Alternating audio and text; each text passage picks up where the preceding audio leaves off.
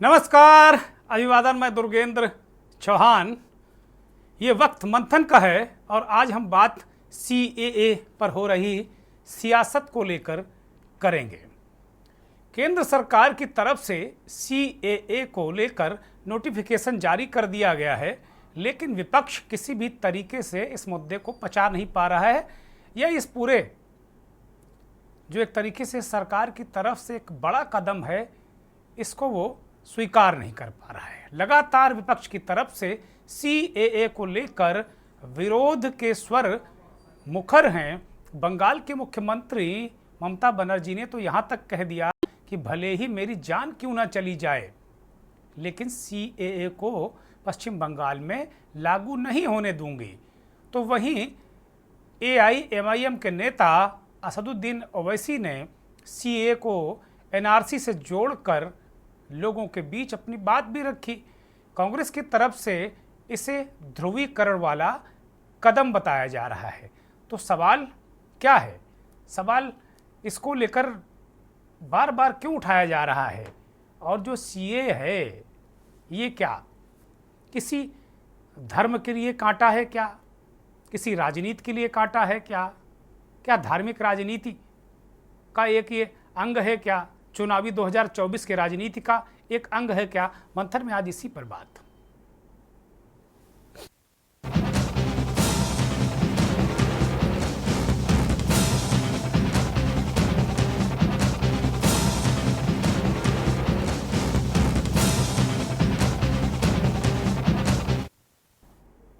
CAA पर धर्म कांटा क्यों? ये सवाल है आज मंथन में, और हम आपको बताएंगे CAA में क्या होगा। तो CAA से शरणार्थियों को क्या नागरिकता मिलेगी क्या? अब आप सोच रहे होंगे कि कैसे शरणार्थी, तो गैर मुस्लिम शरणार्थियों को नागरिकता दी जाएगी। सवाल ये भी है कि क्या सभी देशों से आए हुए शरणार्थियों को नागरिकता दी जाएगी? तो नहीं, सिर्फ पाकिस्तान, अफगानिस्तान, बांग्लादेश से आए हुए लोगों को ही नागरिकता मिलेगी। शरणार्थी किस धर्म के होंगे? ये सारे हिंदू, बौद्ध, सिख, जैन, पारसी, ईसाई होंगे, लेकिन इसमें मुसलमानों को इससे अलग किया गया है। ये ऐसा इसलिए किया गया है क्योंकि जिन देशों से शरणार्थी आ रहे हैं वो या 2014 31 दिसंबर तक आए हुए हैं, उन देशों में धार्मिक आधार पर जिन कम्युनिटीज़ का, जिन धर्म के पालन करने वाले लोगों का धार्मिक आधार पर उत्पीड़न हुआ है, उन्हीं को नागरिकता दी जाएगी। और वो तीनों मुस्लिम देश हैं, पाकिस्तान, अफगानिस्तान और बांग्लादेश। इसलिए वहाँ से आने वाले मुसलमानों को नागरिकता इस आधार पर नहीं मिलेगी क्योंकि वहाँ मुसलमान अल्पसंख्यक नहीं हैं, उनका धार्मिक आधार पर उत्पीड़न हो नहीं सकता। लेकिन बहुत सारे फ़िरके, कम्युनिटी इस बात का दावा कर रही जो पाकिस्तान में रहते हैं। वो कह रहे हैं कि जो भारत से आए मुसलमान हैं, पाकिस्तान में बंटवारे के वक्त उन्हें मुहाजिर कहा जाता है, और ऐसे मुसलमानों को पाकिस्तान में हेय दृश्य देखा जा सकता है, उन्हें धार्मिक आज़ादी नहीं है, इस आधार पर उन्हें नागरिकता भारत के मिलनी चाहिए। ये दलीलें भी दी जा रही है। ऐसे में ये भी कहा जा रहा है कि ये देश जो भी स्थिति है, कम से कम ये भी बार बार सवाल उठाया जा रहा है कि मानवीय आधार पर CAA के तहत केंद्र सरकार फैसला ले, जबकि दूसरी तरफ केंद्र सरकार ये कह रही है कि ये लोग बहुत दिनों से लगातार इंतजार कर रहे थे इस बात का कि उनको नागरिकता मिलेगी, और सरकार ने बहुत बड़ा कदम उठाया है। गृह मंत्री अमित शाह ने साफ तौर पर कह दिया कि इसमें न किसी की नौकरी जाएगी, न किसी को देश निकाला होगा, न किसी की नागरिकता जाएगी। CAA किसी की नागरिकता छीनने नहीं, लोगों को नागरिकता देने का कानून है। और कुल मिलाकर अगर इसको लेकर पश्चिम बंगाल, केरल, तमिलनाडु, जम्मू कश्मीर में एक तरीके से चुनावी राजनीति को लेकर एक जंग बिछड़ गई है। बहुत सारे वहाँ की पश्चिम बंगाल की मुख्यमंत्री ममता बनर्जी ने पूछा कि जब रमज़ान के वक्त क्यों लागू किया गया, तो तरह तरह के जवाब, तरह तरह के सवाल हैं। केंद्रीय मंत्री स्मृति ईरानी ने कहा कि ममता बनर्जी एक समुदाय को भड़का रही हैं। तो बहुत सारे सवाल, बहुत सारी चीज़ें निकल कर आई हैं, लेकिन उन्हीं राज्यों के भाजपा नेता या जो विपक्ष के नेता ज़्यादा उलझे हुए हैं जहां CAA का चुनावी असर पड़ने की आशंका विपक्ष को सता रही है। एक रिपोर्ट देखिए। सीए पर विरोध की आवाज। सीएए एक्ट को सिर्फ आप सीएए से मत देखिए, इसको आपको एनपीआर से और एनआरसी से जोड़कर देखना पड़ेगा। जान देने पर पहुंची बात। बार बार भाबबेन, एक बार नয় হাজার বার আমরা মানছি না, আমরা মানবো না। একটা মানুষ যদি অধিকার পায় আমি খুশি হব, কিন্তু একটা মানুষ যদি বঞ্চিত হয় তার সামনে দাঁড়িয়ে আমি তাকে শেল্টার দেব। বাংলা থেকে বিতাড়িত কাউকে আমি করতে দেব না। किसे मिलेगी सियासी मात? देश का कानून है, इसको कोई रोक नहीं सकता और हम सीएए को लागू कर जैसे ही नागरिकता संशोधन कानून लागू हुआ तो पड़ोसी देशों से आए हुए लोगों में खुशी की लहर दौड़ गई और विपक्ष ने बिना देर किए इसका विरोध करना भी शुरू कर दिया। तमिलनाडु, पश्चिम बंगाल, केरल में राज्य सरकारों ने केंद्र सरकार को चुनौती दी है और अपने राज्य में कानून लागू करने से इनकार कर दिया। ममता बनर्जी तो अपनी जान देने की बात तक कहने लगी हैं। बार बार भाबबेन, एक बार নয় হাজার বার আমরা মানছি না, আমরা মানবো না। একটা মানুষ যদি অধিকার পায় আমি খুশি হব, কিন্তু একটা মানুষ যদি বঞ্চিত হয় তার সামনে দাঁড়িয়ে আমি তাকে শেল্টার দেব। বাংলা থেকে বিতাড়িত কাউকে আমি করতে দেব না। सीए को लागू करने के वक्त को अब रमजान से भी जोड़ा जाने लगा है। पहले आप जो वैलिड सिटीजन है आपको डिक्लेयर करेंगे कि आप इन्फिल्ट्रेटर है, आप इमिग्रेंट है, आप फॉरेनर्स है, तो आपको प्रॉपर्टी का क्या होगा? गया जो प्रॉपर्टी आपको किया इतना दिन करके, आपको स्टूडेंट घर में पढ़ता है, आपको माँ बहन काम करते हैं, आप लोगों ने खुद काम करते हैं, बिजनेस करते हैं, आपका एसेट बनाया है, पहले ये चला जाएगा, इसके बाद आपको डिटेंशन कैंप में ले जाएगा। जैसे असम में अब देखा 2019 में जब शुरुआत किया था 19 लाख लोगों को निकाल दिया था, इसमें 13 लाख हिंदू था। मैं बोला नहीं चलेगा, हमारे इधर में हम नहीं करने देगा, हम ऑल्टरनेटिव कार्ड बना देंगे, लेकिन हम जनता को हक छीनने नहीं देंगे। निश्चित रूप से ममता बंदोपाध्याय जानबूझकर वोट बैंक की राजनीति के लिए कुछ समुदायों को भड़काएगी, लेकिन हर हिंदुस्तानी जानता है कि नरेंद्र मोदी का ये निर्णय न्याय संगत है, ह्यूमन डिसीजन। तो वहीं ओवैसी ने सीए को एनआरसी से जोड़कर देखा है। सीएए एक्ट को सिर्फ आप सीएए से मत देखिए, इसको आपको एनपीआर से और एनआरसी से जोड़कर देखना पड़ेगा। और जब वो होगा तो जाहिर है उसमें सबसे ज्यादा निशाना बनेंगे मुसलमान, दलित, आदिवासी और गरीब लोग। ये ऐसा एक सुरक्षा है सीएए के वजह से कि इस देश के नागरिक जो है, जो मुसलमान है, उनको अगर आप बचाना चाहते हो तो बाहर से दंगा फसाद करने वाले लोगों को अंदर आने से रोकना पड़ेगा। इन सब के परे दिल्ली के सीएम अरविंद केजरीवाल ने कह दिया कि पड़ोसी देशों के शरणार्थी आए तो देश में आपराधिक घटनाएं बढ़ जाएंगी। तो वो ले जाएंगे, और जो इतने सारे इतनी भारी हम तो दरवाजे खोल रहे हैं, इतने गरीब लोग वहां से उठ के आ जाएंगे बाकी पड़ोसी देशों से, इतने गरीब लोग उठ के। मैं हिसाब लगा रहा था, अगर 1-1.5 करोड़ लोग भी आ गए, आजादी के बाद 1947 में जितना बड़ा माइग्रेशन हुआ था उससे कहीं ज्यादा बड़ा माइग्रेशन इस एक सीए के कानून से होने जा रहा है। आपके घर के पास, मैं पूछना चाहता हूं देश के लोगों से, अगर आपके घर के पास पाकिस्तानी आके झुग्गी लगा के बैठ गए, आप पसंद करोगे? कितने लोग पसंद करेंगे? बांग्लादेश से, पाकिस्तान से अगर झुग्गी लगा के आपके, पता नहीं वो कौन लोग हैं, क्या हैं, सारी कानून व्यवस्था चरमरा जाएगी। सीए को लेकर कांग्रेस पीछे नहीं है। कांग्रेस भी बीजेपी पर ध्रुवीकरण का आरोप लगा रही है, तो वहीं सीए से जुड़े तमाम आरोपों को केंद्र सरकार ने सिरे से खारिज कर दिया है। केंद्र सरकार बार बार ये साफ कह रही है कि सीए का एनआरसी से कोई लेना देना नहीं है। सीए नागरिकता देने का कानून है, ना कि लेने का कानून है। इस कानून से नागरिकता दी जा रही है, न कि किसी भी नागरिक की नागरिकता को खारिज किया जा रहा है। फिर भी सियासत है, सब कुछ जायज है। 2024 के चुनावी माहौल में दांव दोनों तरफ से है। ब्यूरो रिपोर्ट, के न्यूज इंडिया। सीए को लेकर कुछ भ्रम क्या है, सच्चाई क्या है, वो स्क्रीन पर आप देखिए कि वास्तव में इसको लेकर तरह तरीके से भ्रम भी फैलाए गए हैं और सच्चाई हकीकत उसमें है क्या, ये लगातार चीज़ें आपके सामने हैं।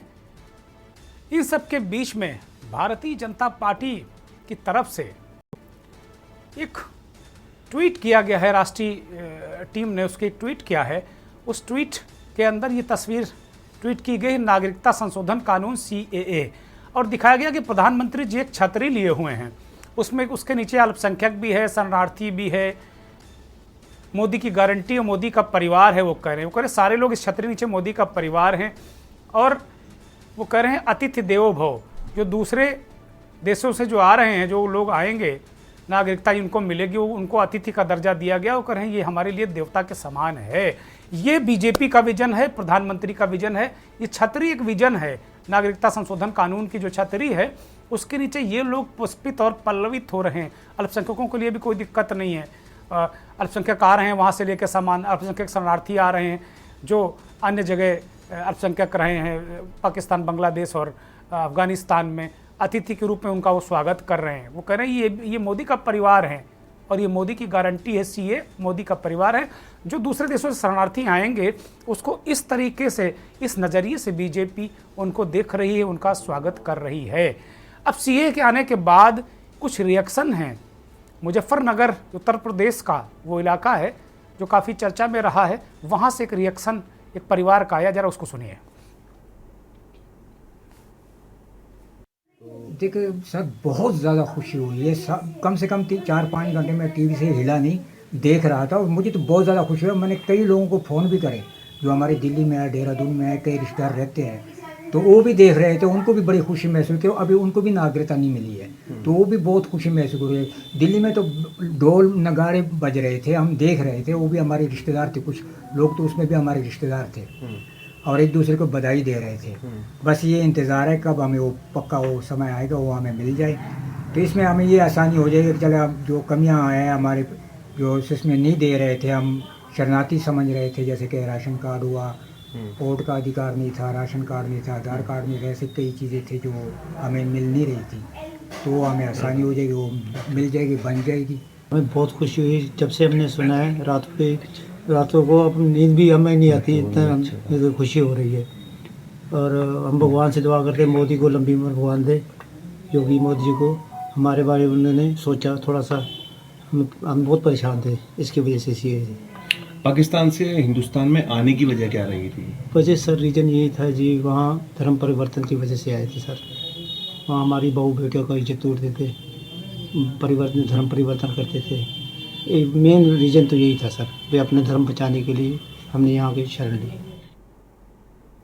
पाकिस्तान से विस्थापित होकर उत्तर प्रदेश के मुजफ्फरनगर में बसा ये परिवार अपनी व्यथा बता रहा है, अपना दर्द बता रहा है, और इनका दर्द किसी को भी जायज़ लगेगा।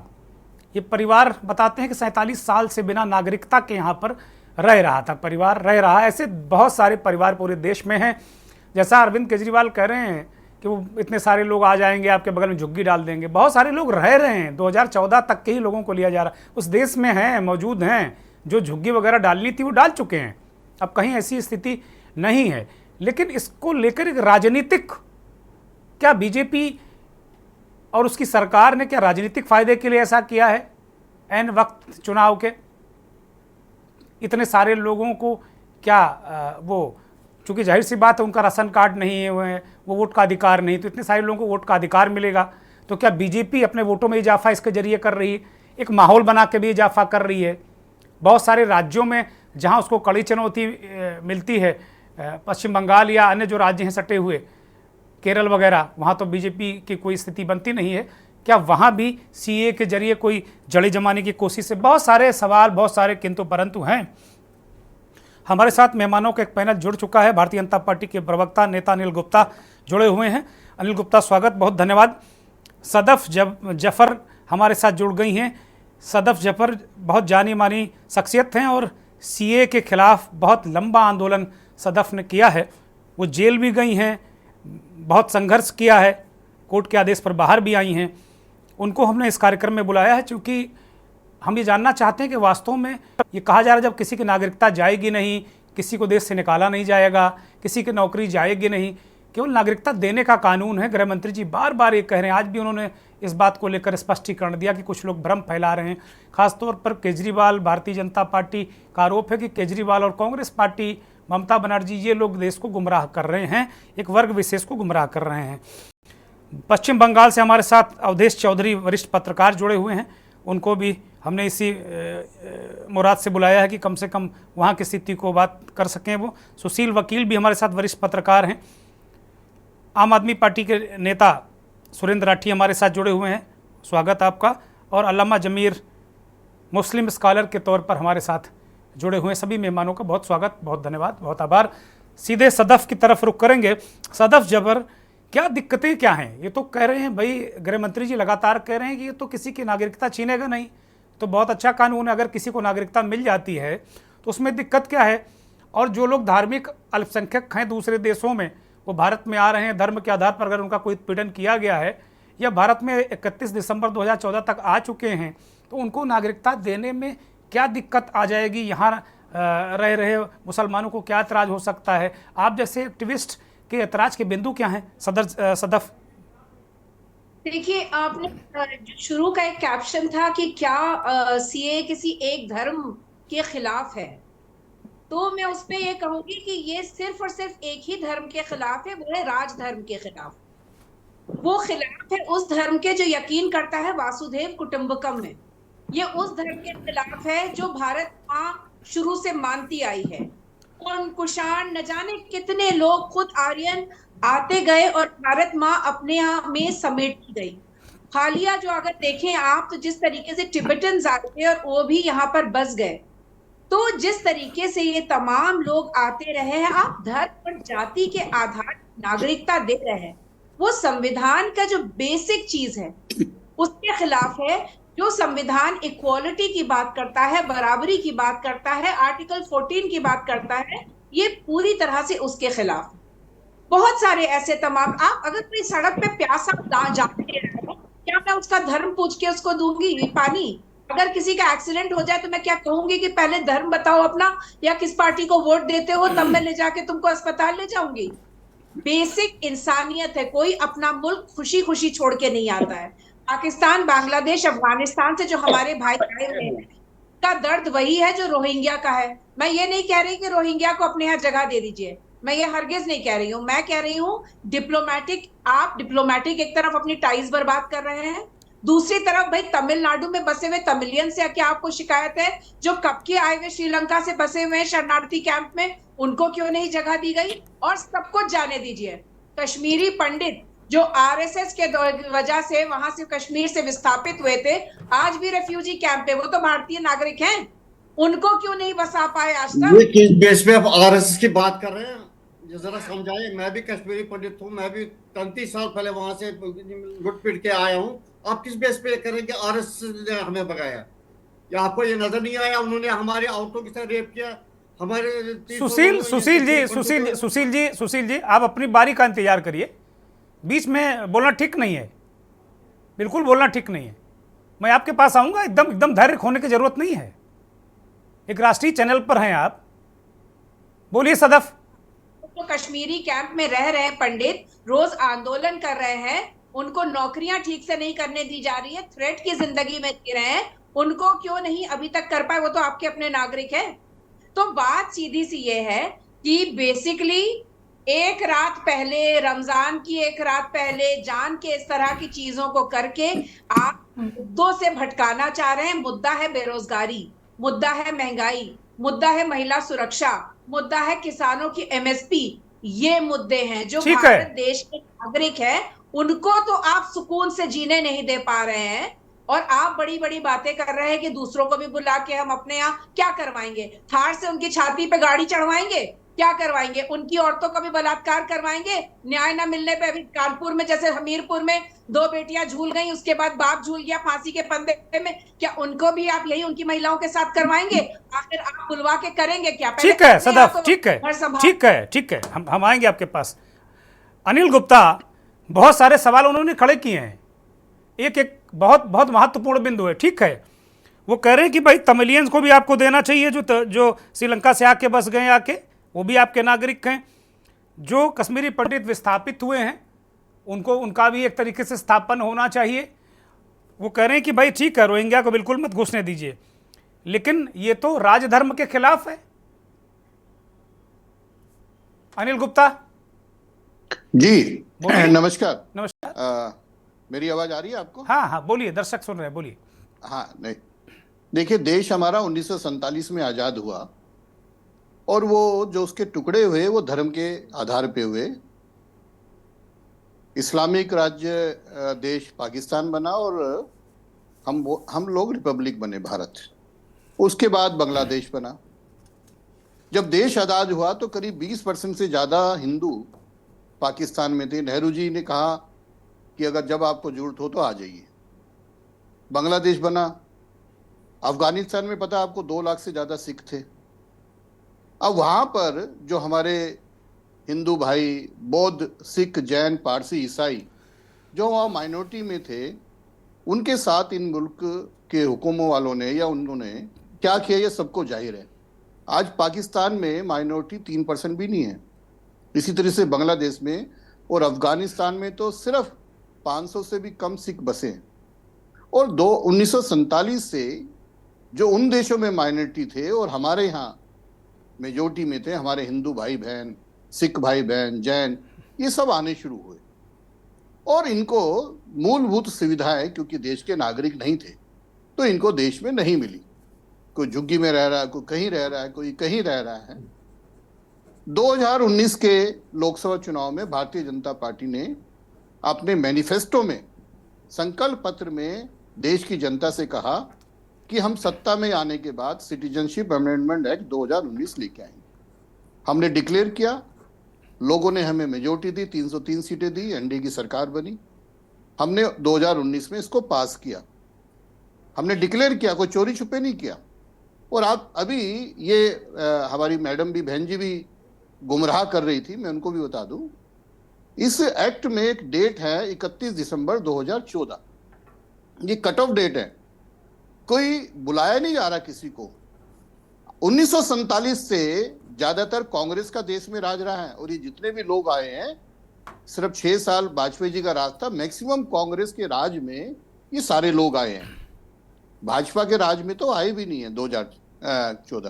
2014 31 दिसंबर तक जितने ये 6 समुदाय के लोग ये पाकिस्तान, बांग्लादेश और अफगानिस्तान से आए हैं, उनको नागरिकता देने की बात है। अब ये कहें कि चुनाव की बात है। अभी हमने इसको 11 मार्च को नोटिफाई किया। एक टेक्निकल चीज मैं आपको बताता हूँ। अभी इनका पोर्टल बना है, अभी अप्लाई करेंगे, अभी इसकी प्रक्रिया होगी। प्रक्रिया के बाद इनके जो भी एक सरकारी सिस्टम होगा, इंटरव्यू होगा, क्या होगा, कागज दिखाए जाएंगे और नागरिकता मिलेगी। तो 2024 के लोकसभा चुनाव में तो ये लोग वोट के हकदार है ही नहीं, तो चुनाव की बात कहां से हो गई? तो ये सिर्फ जितना विपक्ष का है, ये सब गुमराह करने की बात है। पर जो, क्योंकि इनको दिक्कत क्या है, इनको विपक्ष को अपीसमेंट की आदत है, इनको तुष्टीकरण की आदत है। इनको एक हमारे जो भाई बहन हैं ये 6, इनको कोई सुविधा मिल जाए। ये अब केजरीवाल साहब ने क्या बोला, झुग्गी डाल देंगे आज। रोज केजरीवाल साहब झूठ बोलते हैं, पहले बच्चों की कसम खाते हैं झूठ बोलने की, ये आपके सामने झुग्गी डाल देंगे। अरे एक्ट को पढ़ो ढंग से। एक्ट में कट ऑफ डेट लिखी है 31 दिसंबर 2014, उसके बाद का नहीं है, जो पहले आ चुके, जब बीजेपी की सरकार भी नहीं थी। और दूसरी बात करी कि बाकी लोगों को, देश में ऑलरेडी एक कानून है कि अगर कोई देश में कानूनी रूप से शरण लेता है, सिटीजनशिप लेता है, तो वो अप्लाई करे, उसको मिलती है। सैकड़ों उदाहरण है। मुझे याद है एक पाकिस्तानी सिंगर रहे अदनान साहब, हाँ, वो काफी चर्चा में, वो हमको भी याद है, हमको भी याद है, देश के सारे लोगों को याद है। एक मिनट आखिरी में बस। अब हमारे धर्म गुरु ये दलाई लामा जी शरणार्थी आए, उनको यहाँ पर मिला, तो तो देश में तो आश्रय मिला है, पर दिक्कत क्या है कि जो रोहिंग्या हैं, जो इलीगल, हमको समझना चाहिए, एक है घुसपैठिए और एक है शरणार्थी। जो शरणार्थी हैं उनको नागरिकता है मिल रही है कानून में, और हमने डंके की चोट पे बोला है। ठीक है, एक बात एक मिनट आखिरी में एक बात कह रहा हूं, जल्दी करिए। अगर इनको दिक्कत है, मैं चैलेंज करता हूं, ये अभी चुनाव आ रहे, ये अपने मैनिफेस्टो में डालें कि अगर गलती से भी इनकी सत्ता आ गई तो इसको वापसी लेंगे। होना चाहिए इनमें करेज। हमने कहा हम लेंगे और हमने करा। 95% से ज्यादा मोदी सरकार में जो मैनिफेस्टो में थे वो वादे पूरे किए। ठीक है अनिल गुप्ता, मैं रोक रहा हूं आपको। अनिल गुप्ता, मैं रोक रहा हूं, मुझे एक ब्रेक पर जाना है, मैं आपको रोक रहा हूं, एक ब्रेक पर जा रहा हूं। बहुत सारे दलीलें, बड़ी मजबूत दलीलें बीजेपी ने रखी, इसमें कहीं कोई संदेह नहीं है। वो कह रहे हैं कि भाई चुनावी मुद्दा कहाँ है, इनको तो वोटर बनने में 3-4 साल लग जाएगा, चुनावी मुद्दा कहाँ है। विपक्ष क्यों इसे इलेक्शन से जोड़ रहा है? भाई अगर किसी को जो वर्षों से जो अधिकार नहीं मिले, वो भारत में रह रहे हैं, वो एक शरणार्थी की तरह रह रहे हैं, वो हमारे ही परिवार के सदस्य हैं, घर भाई बहन हैं, अगर उनको कोई सुविधा मिल जाएगी तो क्यों दिक्कत क्या है? क्या दिक्कत है? बड़ा सवाल है।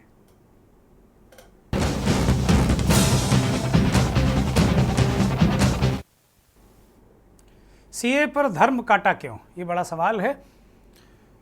ब्रेक से पहले बीजेपी के प्रवक्ता ने इस बात का दावा किया कि इसमें कहीं राजनीति नहीं है, 2024 तक तो ये लोग वोटर भी नहीं बन पाएंगे। वास्तव में ज़्यादातर लोग तो कांग्रेस की सरकार जब थी तभी वो देश में आए, और वो कट ऑफ डेट है 31 दिसंबर 2014। तो केजरीवाल क्यों भरमा रहे हैं लोगों को कि आपके घर के आगे झुग्गी बना लेगा कोई?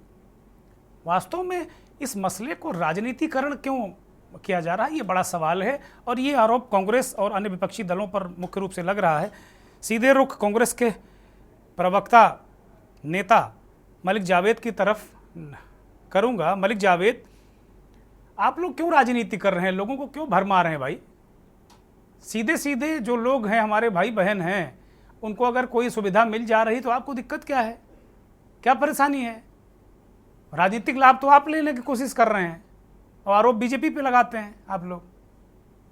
हमें कोई दिक्कत नहीं है। ये जो देश को बरगलाया है, बौखलाया है, वो देश के गृह मंत्री जिसके अंतर्गत ये विभाग आता है उन्होंने बरगलाया। उन्होंने क्रोनोलॉजी समझाई थी और कहा था कि पहले सीएबी आएगा, फिर एनपीआर आएगा, फिर एनआरसी आएगा। वो उन्होंने ही कराया पूरे देश में। और दूसरा, इसको बहुत गहराई से समझना पड़ेगा, क्योंकि अब आर्टिकल 5 से, संविधान का आर्टिकल 5 और 11 के बीच में अगर उठाएंगे तो पूरा जो सिटीजनशिप के कानून है वो पूरा विवरण दिया गया है। इन्होंने उसमें अमेंडमेंट करके और इसको कहा कि भाई माइनॉरिटी को हम लेके आएंगे। लेकिन इनकी प्रॉब्लम ये है कि इनका पाकिस्तान प्रेम खत्म नहीं होता है, और ये इसके पीछे आपको इतिहास में जाना पड़ेगा। इन्होंने मुस्लिम लीग के साथ सरकारें बनाई थी नॉर्थ वेस्ट फ्रंटियर में, बंगाल में और सिंध में, तो इनका प्रेम खत्म नहीं हो रहा। मणिपुर पूरा जल रहा है, 200 से ज्यादा हत्याएं हो चुकी है, 60,000 लोग कैंपों में रह रहे हैं, उनको इनकी पीड़ा नहीं है। और दूसरा, नागरिकता देने की बात करें, नागरिकता मान लिया आपने दे दी, कितने लोगों को दोगे? 30,000, 32,000, 50,000 दे दी। अब मेरा सवाल है, राज्यसभा में इनकी सरकार के मंत्री ने बताया कि पिछले 10 सालों में 13,75,919 भारतीयों ने भारत की नागरिकता छोड़ी। क्यों छोड़ी? क्या माहौल नहीं है देश में? विश्वगुरु बन रहा है, डंका बज रहा है, फिर भारत के लोग 14 लाख लोग भारत के नागरिकता छोड़ देते हैं। और अमेरिका का कस्टम विभाग कह रहा है 97,000 भारतीयों को बॉर्डर पे इलीगल डिटेन किया गया। भारत छोड़ छोड़ के इलीगल क्यों जा रहे हैं अमेरिका में? अगर इतना डंका बज रहा है और इतना ये इनका दिल इतना बड़ा है कि बाहर के लोगों को भी खाना देने को तैयार है, तो अपने देश के लोग छोड़ के क्यों भाग रहे हैं? इसलिए भाग रहे हैं, इन्होंने देश का माहौल बर्बाद कर दिया है, देश की अर्थव्यवस्था को बर्बाद कर दिया है। मणिपुर में प्रधानमंत्री पिछले 1 साल से नहीं गए। मलिक जावेद, जिन लोगों को नागरिकता दे रहे हैं वो अपने देश में ही हैं, पहले आ चुके हैं, वो अलग से बुला नहीं रहे किसी को। तो छोड़ के क्यों गए 14 लाख लोग?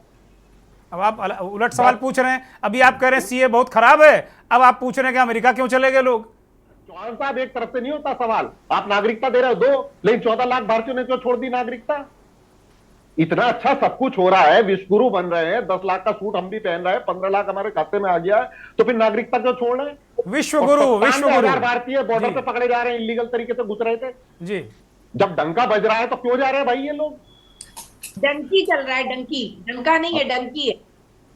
वो भाजपा वाले बेहतर जानते हैं, इनको सारी टर्मिनोलॉजी क्लियर है, व्हाट्सएप में इनको ठीक है, ठीक है, ठीक है। जावेद, मैं आपको रोकता हूं। आम आदमी पार्टी के नेता सुरेंद्र राठी जी, केजरीवाल जी को कहाँ से सपना आ गया कि झुग्गियां बन जाएंगी घरों में और ये हो जाएगा? क्या क्या लोगों को भरमा रहे हैं भाई आपके नेता? कहाँ झुग्गियां बन रही हैं? किसके घर के झुग्गी? आपके घर के बन गई है सामने क्या कोई झुग्गी? भारतीय जनता पार्टी जो है बांग्लादेश, पाकिस्तान और अफगानिस्तान के अल्पसंख्यकों को भारत में बुला रही है, जबकि भारत के जो व्यापारी हैं, अभी मेरे साथी ने बताया, वो देश छोड़ के जा रहे हैं। उनको बुलाओ भाई, देश की तरक्की करनी है। जो हिंदुस्तान को लूट के गए, भारतीय बैंकों को लूट के गए, सबसे पहले उनको बुलाओ। विजय माल्या को लेकर आओ, मेहुल चोकसी को लेकर आओ, नीरव मोदी को लेकर आओ, निशान मोदी को लेकर आओ, संजय कालरा को लाओ, जतिन मेहता को लाओ। कितने लोग हिंदुस्तान को लूट के बाहर चले गए, उनको लेके आओ। ये अगर नागरिकता इनको देने लगे तो इन देशों में 2.5 से 3 करोड़ अल्पसंख्यक हैं, उनको ये नागरिकता दे पाएंगे?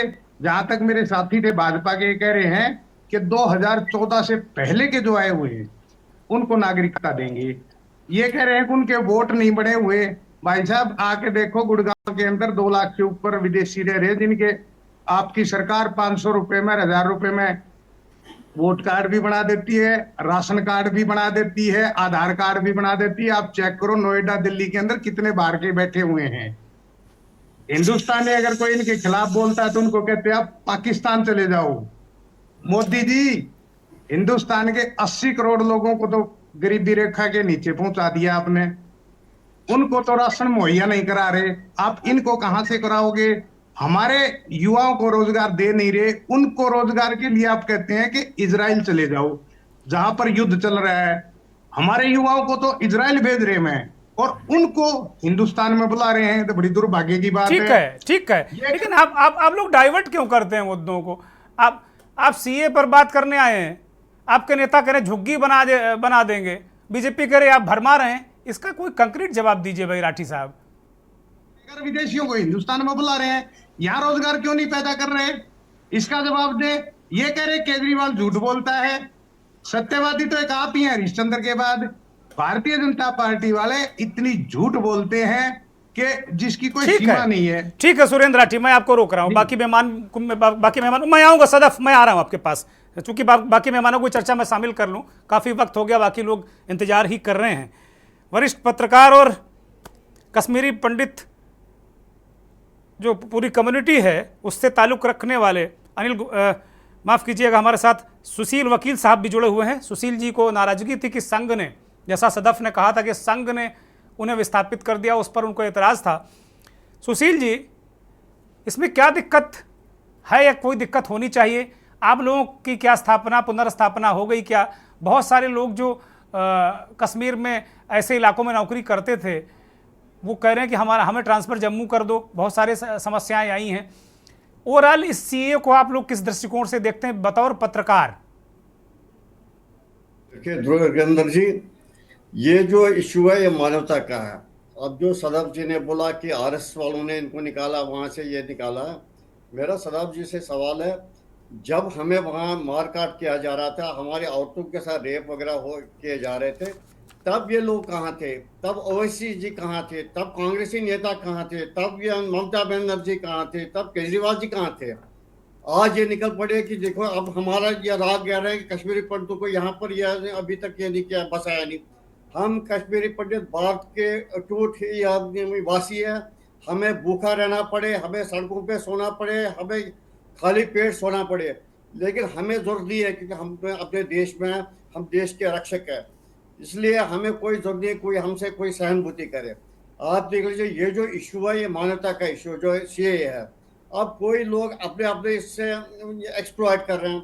आप जो ममता बनर्जी को बौखलाहट हो गई है कि बीजेपी ने सेंग लगाई है वेस्ट बंगाल में, अब वो मुसलमानों को इकट्ठा करके अपने वोट बना रही है, वो उनको इतना धमकाई डरा रही है। नहीं तो पॉलिटिकल मुद्दा तो हो गया ना सुशील जी, पॉलिटिकल मुद्दा तो हो गया ना, ये राजनीति तो हो रही। फिर इसमें इसका मतलब जो हम सवाल उठा रहे हैं भी सही सवाल उठा रहे हैं कि भाई ये सीए चुनाव इसकी टाइमिंग को लेकर विपक्ष सवाल उठा रहा है कि भाई आप इस वक्त लेकर आए, आपका अगर 19 में पास किया था, 20 में करते, 21 में करते, 22 में करते, 23 में करते, आप जब 24 के एन वक्त पर लेकर आए तो इसका मतलब भी कहा जा रहा है, विपक्ष निशाना साध रहा है कि आपने राजनीतिकरण किया इसका। तो बतौर पत्रकार इसको किस दृष्टिकोण से आप देख रहे हैं?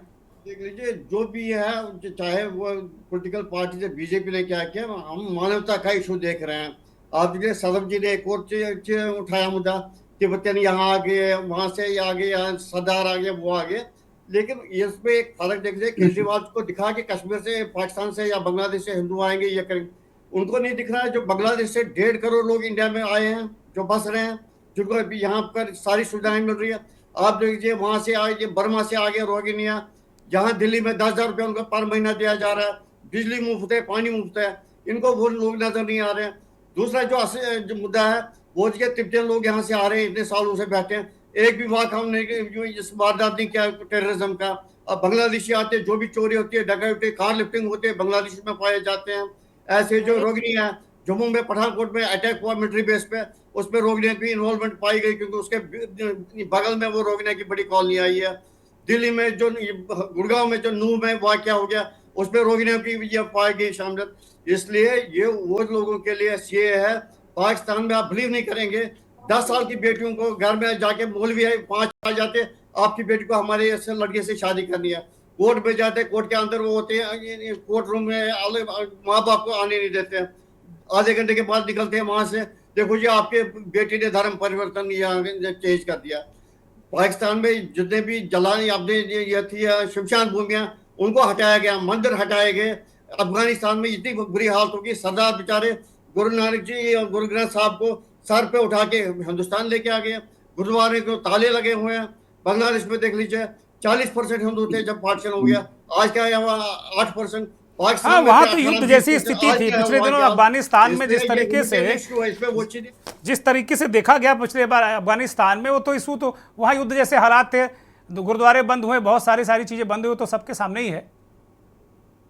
जब हम बांग्लादेश को आने देंगे, जब रोहिंग्या वालों को यहाँ आने देंगे, हम उनको ना कर सकते हैं? तो रोकिए ना, सरकार क्यों नहीं रोक रहे? रोहिंग्या को भगाइए।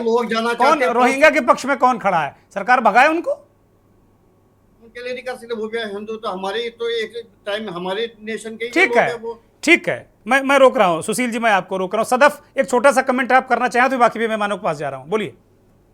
वकील जी एक प्रबुद्ध शख्स हैं और इस तरीके का व्हाट्सएप ज्ञान दे रहे हैं कि नूह में पकड़े गए, मुंह में हम सब जानते हैं नूह में क्या हुआ, हम सब जानते हैं कि कहाँ पे क्या हो रहा है। हर जगह शरणार्थियों का नाम लेना एक तो गलत है, दूसरी बात ये है शरणार्थी घुसपैठी, आप पता है शरणार्थी नहीं है, वो घुसपैठी है, वो लीगली नहीं आए, इलीगली आए, मत बोलिए।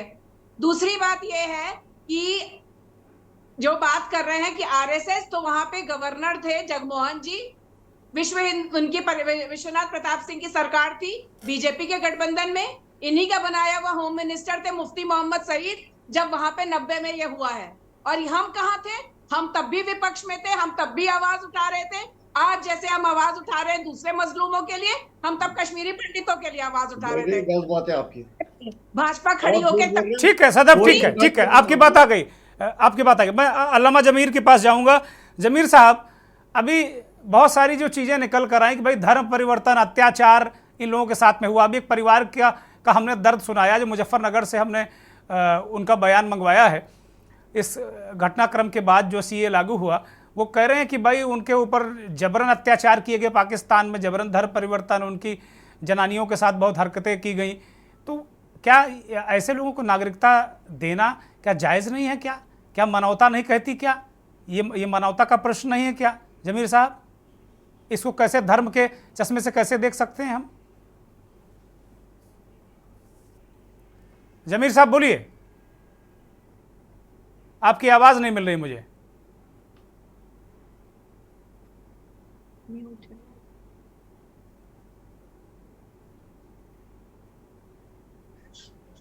जमीर साहब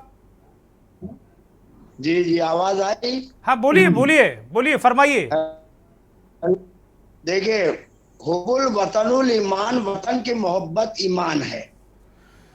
उसके तहत मैं सीए का स्वागत करता हूं और आभार व्यक्त करता हूं माननीय प्रधानमंत्री जी का। मगर दूसरी तरफ जो सरकार है उसकी मिसाल ऐसे दी जाए कि जैसे बंदर के हाथ में उस्तरा पकड़ा दीजिए आप।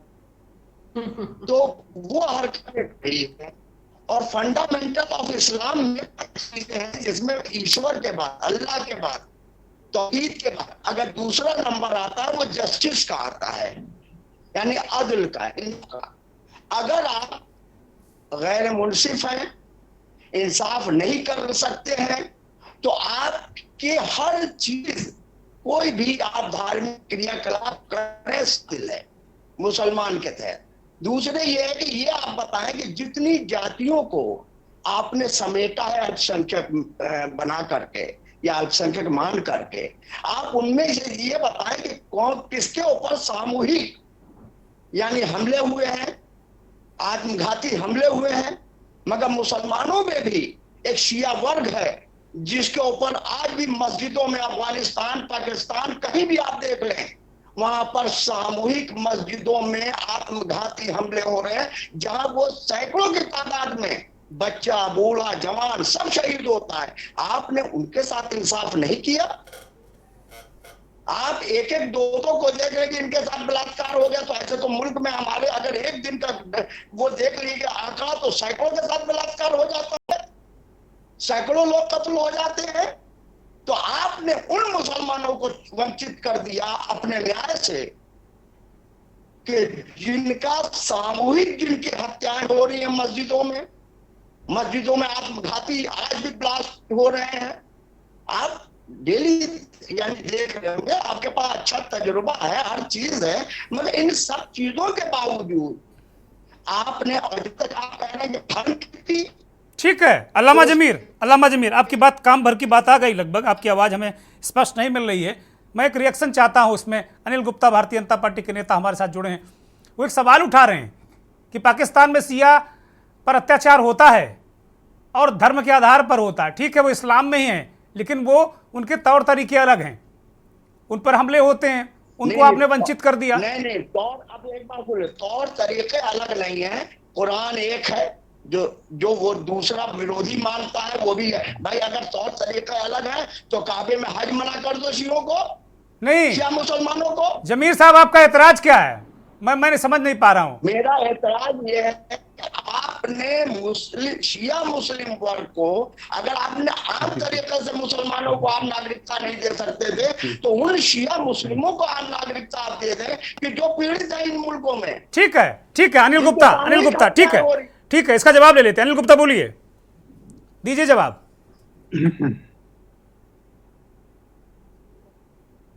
मेरी हेलो, हाँ बोलिए, बोलते जाइए। देखिए, विश्व में बहुत सारे ऐसे देश हैं जो मुस्लिम देश हैं और कुछ सिया को मानते हैं, कुछ सुन्नी को मानते हैं। जहां तक ये 3 देशों की बात है, पाकिस्तान, बांग्लादेश, अफगानिस्तान, आजादी से पहले पाकिस्तान, बांग्लादेश ये सब भारत का हिस्सा हुआ करते थे और धर्म के नाम पर पार्टीशन हुआ और ये कहा गया कि मुस्लिम इधर जाएंगे और हिंदू इधर आएंगे। पर यह भी कहा जो अपनी इच्छा से रहना चाहे वो रह सकते हैं, पर जो रह गए उनके साथ उत्पीड़न हुआ और वो फिर माइग्रेट करना वैध तरीके से देश में आने शुरू हो गए और वो आ रहे थे, कांग्रेस के राज में आए, उनकी पीड़ा को समझा तो मोदी सरकार ने समझा, इसलिए इस कानून की जरूरत पड़ी। जहां तक मुस्लिम की बात है, बहुत सारे देश विश्व में हैं जो इस्लामिक कंट्रीज हैं, वहां पर वो सब रह रहे हैं, ठीक से रह रहे हैं। फिर भी मैं कहता हूं, देश में एक कानून है, अगर कोई वैध तरीके से शरण लेना चाहता है तो वो अप्लाई करे, केस बेसिस पे उसको नागरिकता मिलती है। ठीक है, आप अपनी बात रिपीट कर रहे हैं, आप अपनी बात रिपीट कर रहे हैं। ठीक है, आपकी बात आ गई। अवधेश जी वरिष्ठ पत्रकार हमारे साथ बंगाल से जुड़े हैं। अवधेश जी, थोड़ा देर हो गई, बहुत देर नहीं हुई लेकिन थोड़ी देर हो गई आप तक आते आते। कुल मिला के बंगाल की राजनीति क्या है? ममता बनर्जी कह रहे हैं मैं मर जाऊंगी, प्राण दे दूंगी। ये प्राण क्यों दे रही भाई अवधेश जी? भाजपा सरकार ने, जमीर साहब अब अवधेश जी को बोलने दीजिए। आपकी अवधेश जी बोलिए। सीए को लागू किया है, भ्रम तो सरकार फैला रही है भाई। ठीक है जमीर साहब, आपकी बात आ गई। अवधेश चौधरी बोलिए। अवधेश चौधरी, इसका लाभ उठाएंगे और आप लाभ उठाने दे रहे हैं पूरे मुल्क में। ठीक है जमीर साहब, आ गई बात, अब जवाब लेने दीजिए, शांत हो जाइए कृपया। अवधेश चौधरी बोलिए, ममता बनर्जी क्यों इतना व्यथित और व्याकुल हैं? क्या वोटों की चिंता सता रही उन्हें? अनम्यूट करिए, हम आपको सुन नहीं पा रहे हैं। ठीक है सर, सुन रहे हैं? हाँ बोलिए, आवाज आ रही है? हाँ आ रही, बोलिए। जितने पैनलिस्ट हैं, आप सभी को मेरा नमस्कार जी। दीदी चुनाव ये वोट के लेकर हवा नहीं गई है, उनके अंदर किसी भी तरह के डर नहीं है। दीदी ये चाहती है कि किसी के साथ ना इंसाफी न हो। नागरिकता दी जा रही है, अच्छी बात है। ये 6 समुदाय के लोगों को जो नागरिकता दी जा रही है सर, इसमें अगर देखा जाए तो ज्यादातर दलित समाज के सभी राजनीतिक दल जो है, दलित सिख ईसाई सभी कहते हैं तो हम इनको अच्छे से मानते हैं, ये हमारा है, ये हमारा है। तो सिर्फ जब सीए के अंतर्गत अगर इनको नागरिकता दी जा रही है और सही है तो इससे किसी का शिकायत नहीं होना चाहिए। और दूसरी बात कि इनको पूर्ण रूप से अभी तक नागरिकता दी नहीं गई है सर। सबसे बड़ी देखिए, इसको सोचने वाली बात है, इसको गौर करने वाली बात है कि अभी भी पोर्टल पर फॉर्म भरेंगे, फिलअप करेंगे, उसके बाद एक तारीख तय होगा, उसके बाद ये मौखिक आमने सामने जाकर इंटरव्यू देंगे अधिकारियों के सामने, वहां पर उनका कुछ त्रुटियां कमी आएगी तो इनको नागरिकता नहीं मिलेगी। ये नंबर तीसरी बात, जब 1947 15 अगस्त 1947 से लेकर 2014-21 दिसंबर के बीच, इस दौरान जो लोग आए हैं ऑलरेडी आ चुके हैं। कुछ लोग बोल रहे हैं कि लाए जा रहे हैं, ये सर आ चुके हैं, ऑलरेडी यहाँ बसे हुए हैं, उनको नहीं जाए। और सबसे दुख की बात है कि सर उस समय की तत्कालीन सरकार जो थी, जब अपने लोगों पर बंटवारे के बाद अपने लोगों पर इस कंट्रियों में जो अत्याचार हो रहा था उस पर वो लोग खामोश थे। दुख इस बात की है सर। ठीक है, ठीक है, ठीक है। सर मेरा बात तो लीजिए, 1 मिनट। दूसरे घुसपैठ में मैं बात करना चाहता हूँ सर, जल्दी से घुसपैठ में बात करना चाहते हैं कि सर ये बार बार हमारे केंद्र सरकार में घुसपैठिया ये सर घुसपैठिया एंट्री किए कहाँ से? जब हमारे सांसद सभी बोल रहे सील है, ये कहाँ से एंट्री किए? और तीसरी बात एक इम्पोर्टेंट मैं बात बताना चाहता हूँ सर केंद्र सरकार को, गृह मंत्री हमारे बीजेपी के अध्यक्ष जो वो नेता भी बैठे हुए हैं सर, मैं आपके माध्यम से पहुंचाना चाहता हूं कि हमारे देश में इलाज के नाम पर, एजुकेशन के नाम पर लाखों लोग आए हुए हैं, लेकिन अभी तक ये पता नहीं चला कि कितने लोग आपस इलाज करा के गए हैं, कितने लोग अपने पढ़ाई पूरा करके आपस गए हैं, कितने लोग यहाँ टूरिस्ट आपस गए हैं। अभी तक ये इसका खुलासा नहीं हुआ सर। अभी भी लाखों लोग इलाज के नाम पर हिंदुस्तान में बसे हुए हैं, 10 बजे से 15 बजे से। इसका इंक्वायरी करना चाहिए, गृह मंत्रालय इस पर खामोश है। घुसपैठिया बोलने से घुसपैठ करने से नहीं। ठीक है अवधेश जी, बड़ा सवाल है। एक छोटा सा जवाब अनिल गुप्ता, बहुत छोटा, 5 सेकंड में। घुसपैठ कहने से काम नहीं चलेगा, वो कह रहे हैं, वो वरिष्ठ पत्रकार है, वो कह रहे हैं कि भाई 10 साल से सरकार आपकी, 10 साल से सीमाएं आपकी, सुरक्षा बल आपके, अभी भी घुसपैठ कर रहा है, आप लोग अब अलाप रहे हैं। इसके पीछे भी राजनीति है कोई क्या? देखिए, जब से मोदी सरकार आई है हमारे बॉर्डर्स को फेंसिंग का काम बड़ा तेजी से हुआ है और घुसपैठ में काफी कमी आई है, आप देख लीजिए। और अभी भी लास्ट टाइम कुछ महीने पहले म्यांमार बॉर्डर पे फेंसिंग की बात आई है, कुछ लोगों ने विरोध भी किया, उस पर काम हो रहा है और पूरे बॉर्डर को फेंस किया। जो लोग आ चुके हैं, आइडेंटिफाई हो रहे हैं, मैं आज उस बात पे ज्यादा डिस्कस नहीं करना चाहता, नहीं तो फिर वो एक दोबारा चुनावी मुद्दा हो जाएगा। पर मैं सिर्फ इतना कहता हूं, जो ये गैर कानून घुसपैठिए हैं, इन पे सख्त कार्रवाई सरकार ने की है और आगे भी करेंगे। ठीक है मलिक जावेद, ठीक है मैं आ रहा हूं। मलिक जावेद, एक छोटी सी टिप्पणी, फिर कार्यक्रम खत्म होने जा रहा है। मलिक जावेद, छोटी टिप्पणी बोलिए। ये कहना चाहूंगा कि कोई भी कानून बनता है वो धर्म के आधार पे नहीं बनता है। आप आर्टिकल 15 पढ़ लीजिए, आर्टिकल 14 पढ़ लीजिए। दूसरा, आसाम में एनआरसी हुई थी, सुप्रीम कोर्ट मॉनिटर्ड हुई थी, 1200 करोड़ खर्च आया था, 50,000 सरकारी कर्मचारियों ने काम किया था, 19 लाख लोग एनआरसी से बाहर हुए, जिसमें 14 लाख हिंदू थे, 5 लाख मुसलमान थे। अब अमित शाह कहते थे ये दीमक की तरह हमारे देश को चाट रहे हैं, तो उनको बाहर निकालोगे या नागरिकता दोगे, बताओ? ठीक बात है। सदब जबर 5 सेकेंड बोलिए। मैं अनिल गुप्ता जी से पूछना चाहूंगी, जो गालवान वैली तक घुसे चले आ रहे हैं अरुणाचल प्रदेश में, जो चाइनीज घुसे हुए वो घुसपैठिया है कि शरणार्थी? उस पे क्यों नहीं मुंह खोल रही है सरकार? ठीक है गुप्ता जी जवाब दे दीजिए। अनिल जी रुक जाइए, मैं पूछ लेता हूं, बोलिए अनिल जी जवाब दीजिए। और कौन जो घुसपैठिया है? सदब छोटा सा सवाल छोटा, बस माफी, बोलिए अनिल गुप्ता। अरे सुन लीजिए, सुनने का मादा होना चाहिए आपको। बहुत है आप बोलिए। अरे बहुत है तो फिर क्यों बीच में रोकते हो? बोलिए वो जल्दी से बोलिए, समय नहीं, बोलिए। मैं आज हमारी अरे झगड़ा मत करिए सदफ, झगड़ा मत करिए, बोलिए। आपने आज हमारी फौज को स्पेशल इंस्ट्रक्शन दी गई है। हाँ, कोई जरा भी एक आंख दिखाए, अरे फिर रोक रहे हैं आप। सुब्रमण्यम स्वामी कह रहे हैं 4000 स्क्वायर किलोमीटर जमीन छीन लिया चाइना ने आपसे। ठीक है बहुत शुक्रिया सभी मेहमानों को, बहुत शुक्रिया। मलिक जावेद, अनिल गुप्ता, सदफ जफर, अवधेश चौधरी, सुशील वकील साहब, सुरेंद्र राठी साहब, अल्लामा जमीर साहब, आपको भी बहुत बहुत धन्यवाद, बहुत बहुत आभार। बहुत आभार उन दर्शकों को जो के न्यूज़ को देखते हैं, हमारे इस खास कार्यक्रम मंथन को देखते हैं, बहुत बहुत आभार। लेकिन सवाल और सीएए को लेकर बवाल, राजनीतिक बवाल लगातार जारी है। विपक्ष कह रहा है कि मसला पॉलिटिकल है, वोटों के लिए चुनाव के वक्त लाया गया, लेकिन सत्ता पक्ष का कहना है कि ये वास्तव में मानवता से जुड़ा मुद्दा है। सीएए राजनीतिक मुद्दा नहीं है बीजेपी का, वो मानवता का मुद्दा है। बहुत शुक्रिया, बहुत आभार, बहुत धन्यवाद। लेकिन